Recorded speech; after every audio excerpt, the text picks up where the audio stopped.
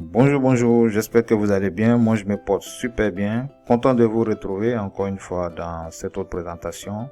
Merci encore une fois pour votre fidélité. Merci pour votre écoute. Aujourd'hui, nous allons poursuivre avec la seconde partie de notre thématique sur les CBDC. Donc, on rentre directement dans le vif du sujet. La dernière fois, on s'était arrêté sur l'impact des CBDC sur le système financier mondial. Donc, on vous donne ici quelques-uns des impacts potentiels des CBDC sur le système financier. Il s'agit en l'occurrence de la réduction des coûts de transaction qui seront très rapides et moins coûteuses par rapport aux paiements traditionnels en espèces et avec carte de crédit. D'accord?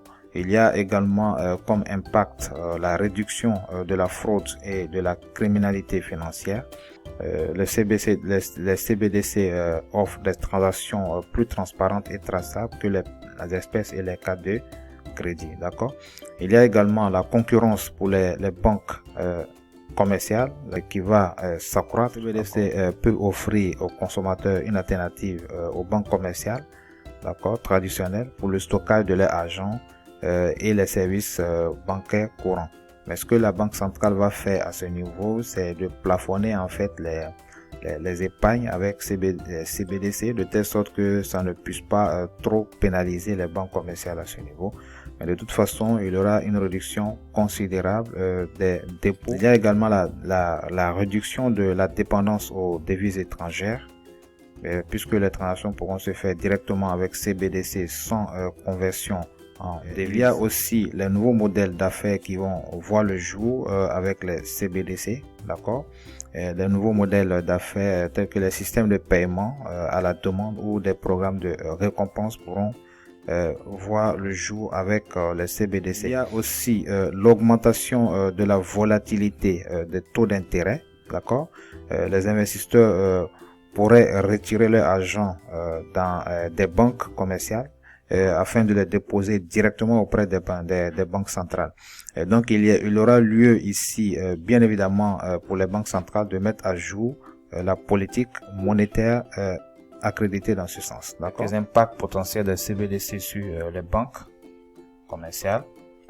Les banques commerciales peuvent perdre une partie de leur rôle traditionnel qui en tant qu'intermédiaire financier dans les prêts et les dépôts. D'accord, comme on l'a dit tout à l'heure, quand les utilisateurs peuvent directement détenir des CBDC auprès de la banque centrale. D'accord, il y a aussi le fait que cela peut réduire les dépôts des banques commerciales, comme on l'a dit. D'accord, et par conséquent, leur capacité à accorder des prêts peuvent considérablement se réduire, ce qui serait un manque à gagner pour les banques commerciales. Cependant, ce qu'il faut noter, c'est que les banques commerciales peuvent toujours jouer un rôle dans l'intermédiation des prêts, de la fourniture de services financiers tels que la gestion des patrimoines, la planification financière. Il y aura pas mal d'autres services que les banques commerciales pourront toujours fournir à ce niveau pour pouvoir équilibrer un peu les choses. Et la BCEAO pourrait également mettre en place on va dire une architecture qui va pas trop pénaliser les banques commerciales, comme on va le voir dans la suite de la présentation. Et il y a aussi une réduction de la dépendance aux devises étrangères, car les CBDC en fait pourraient être utilisés directement sans avoir besoin de convertir le montant des transactions en devises étrangères. Avant de décliner en fait les architectures et approches différentes, quelques architectures bien évidemment, puisqu'on ne veut pas tout décliner ici. Déjà, ce qu'il faut noter, c'est que les architectures que nous allons présenter ici sont tirées en fait d'un document de la Banque internationale de settlement, le working page, le numéro 948, d'accord. Donc les différentes approches et architectures que nous allons présenter ici sont tirées de ce document là. Donc ici nous allons déjà voir les relations entre l'argent liquide et la monnaie électronique de détail, c'est-à-dire entre l'argent liquide et les CBDC de détail. Ce qu'il faut noter, c'est que l'argent fiduciaire, l'argent liquide, les espèces, les billets et tout ça constitue déjà une créance directe sur la banque centrale. Donc la banque centrale se porte garante en quelque sorte lors de l'utilisation de l'argent liquide, d'accord.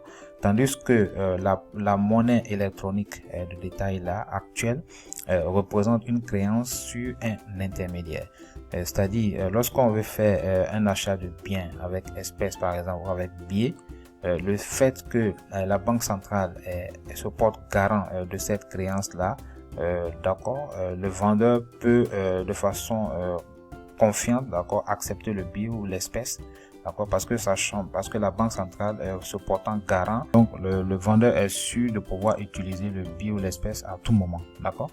Et maintenant, quand il s'agit de monnaie électronique de détail, de CBDC par exemple, de détail là, lorsqu'on utilise ça en fait pour faire des transactions électroniques, ça passe d'abord par bien évidemment un intermédiaire, que ce soit une banque ou bien un fournisseur de services de paiement, d'accord. Donc c'est cet intermédiaire là qui se porte garant de la créance, d'accord, qui se porte garant de cette transaction. D'accord, donc c'est ce qu'il faut noter. Ce qui pose bien évidemment des problèmes avec la monnaie électronique. L'intermédiaire peut devenir insolvable, d'accord, ou frauduleux, ou bien ayant subi des attaques frauduleuses, ou bien par exemple l'intermédiaire a des intentions malveillantes, peut mettre en œuvre des transactions frauduleuses ou subir par exemple des pannes techniques, et en ce moment il aura des difficultés à ce niveau. Et qu'est-ce que la banque centrale doit faire en ce moment pour pouvoir assurer la continuité des services? Ça, c'est des problématiques qu'il va falloir résoudre. Et ce qu'il faut noter aussi, c'est que une CBDC ne doit en aucun cas remplacer le secteur privé dans l'intermédiation financière ou les paiements de détail. Donc ça doit être une approche à considérer. Une autre approche aussi à considérer, à prendre en compte, c'est la dimension opérationnelle et l'efficacité du système de paiement. D'accord, parce qu'il y a pas mal de tâches d'envergure qui sont très bien gérées par le secteur privé, en l'occurrence l'ouverture de compte de paiement, l'autorisation, la compensation, le règlement, la résolution de litiges, le respect des règles de lutte contre le blanchiment d'argent et le financement du terrorisme, tout ça sont gérés très bien par le secteur privé, les banques et les fournisseurs de services de services de paiement. Donc la banque centrale ne pourrait pas en fait mener cette opérationnalité de façon efficace dans le système de paiement. Donc elle sera obligée obligatoirement de faire en fait de la délégation à ces différentes entités là. D'accord, donc en gros il faut dire que la CBDC est basée sur le modèle économique de l'argent liquide, d'accord. Et donc dans sa conception il faudra bien évidemment identifier les problèmes qu'elle doit résoudre et les aspects du système monétaire qu'elle doit préserver. Maintenant, je vais vous donner quelques exigences techniques fondamentales à considérer qui vont vous permettre de mieux comprendre ce que nous allons partager ici. Il faut savoir que toute forme de monnaie électronique nécessite un système d'enregistrement distribué, c'est-à-dire en fait mise en œuvre dans de nombreux endroits différents. Le système utilise des différents canaux. D'accord, que ce soit des terminaux de paiement, des commerçants, des appareils de consommateurs sur les smartphones et tout ça. Donc le système est utilisé dans pas mal de canaux différents à la fois. D'accord, donc c'est très important à considérer. Du coup, il faut avoir une communication technique adéquate, d'accord, pour garantir que chaque composant du système distribué est bien évidemment à jour, d'accord, au moins pour la partie de l'état distribué qui concerne par exemple le consommateur. Donc par exemple le portefeuille numérique d'un consommateur ne doit connaître que le solde actuel, d'accord, du consommateur concerné. Il y a aussi d'autres exigences, c'est-à-dire pour les CBDC, il faudra mettre en place des lois pour garantir que les informations encodées dans cet état partagé là, d'accord, soient mises à jour en correspondance bien évidemment avec la propriété des créances au niveau de la banque centrale. Il y a aussi d'autres exigences en termes d'architecture technique qu'il faut prendre en compte. L'architecture technique d'une CBDC est définie par le rôle, d'accord, des composants du système d'enregistrement distribué. Donc il faut prendre en compte leur relation de communication et la question de savoir qui contrôle La prise en compte de ces paramètres-là permet, d'accord, de mettre en œuvre, de concevoir une architecture adéquate de CBDC et en fonction, bien évidemment, des besoins et des exigences des parties. Avant de rentrer dans le détail des architectures, on va présenter les CBDC de détail par rapport, d'accord, aux instruments de paiement électronique.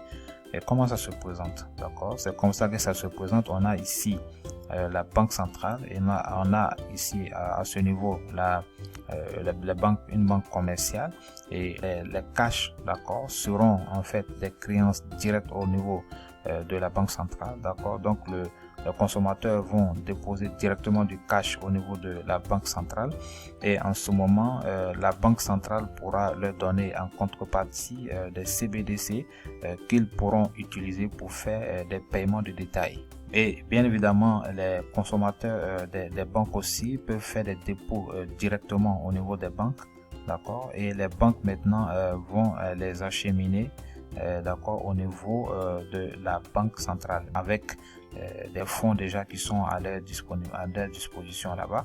Donc la banque ici va être un intermédiaire entre son client et la banque centrale. Il pourra effectivement faire des paiements. Ça, c'est le modèle classique en fait, d'accord.